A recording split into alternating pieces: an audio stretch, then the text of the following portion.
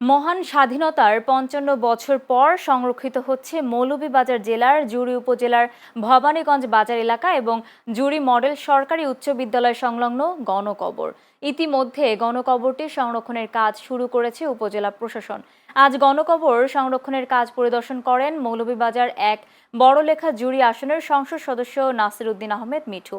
এ সময় তিনি বলেন, স্বাধীনতার ৫৫ বছর পেরিয়ে গেলেও বাংলাদেশে মুক্তিযুদ্ধকালীন বহু বধ্যভূমি ও গণকবর এখনো অরক্ষিত ও সংরক্ষণের বাইরে।